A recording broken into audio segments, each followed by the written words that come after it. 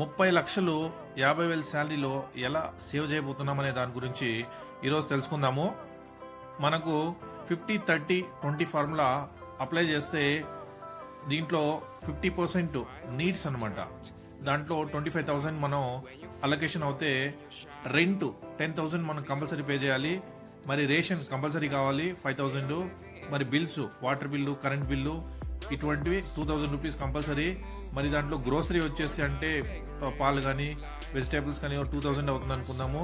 Transportation fuel 2 wheeler 4 వీలర్లు ఒక 2,000 అవుతుంది అనుకుందాము. మనకి ఏదైనా చిన్న చితక లోన్ ఉంటే అదో 4,000 ఈఎంఐ కడదాం అనుకుందాము.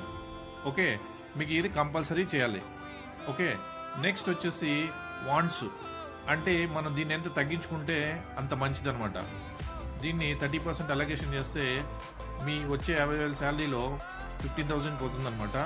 Movies, shopping, outing, stream lining ఏదైనా ప్లాట్ఫామ్ తీసుకుంటే దానికి డబ్బు ఖర్చు అవుతుంది. దీన్ని తగ్గిస్తే చాలా మంచిది. నెక్స్ట్ వచ్చేసి సేవింగ్స్. దీంట్లో ఇన్వెస్ట్మెంట్ చేయాలి, మరి ఎమర్జెన్సీ ఫండ్ బిల్డ్ చేయాలి.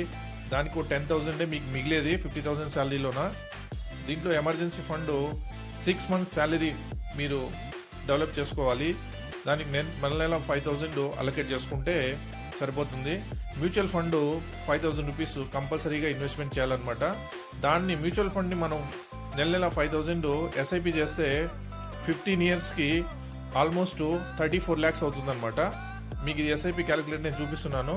మీరు ఒక ఫ్లెక్సీ క్యాప్ ఫండ్లో వేసుకుంటే 15 ఇయర్స్కి డెఫినెట్గా రిటర్న్ వస్తుంది. ఓకే, మీరు క్యాపిటల్ ఇన్వెస్ట్మెంట్ అరౌండ్ 9 lakhs చేస్తే ఇంకా 25 lakhs జస్ట్ రిటర్న్ వస్తుందన్నమాట.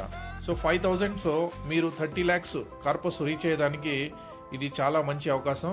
నా ఛానల్ సబ్స్క్రైబ్ చేయండి, లైక్ చేయండి, కమెంట్ చేయండి. మీరెంత ఎస్ఐపి చేస్తున్నారనే దాని గురించి కూడా కమెంట్ చేయండి. Thank you very much.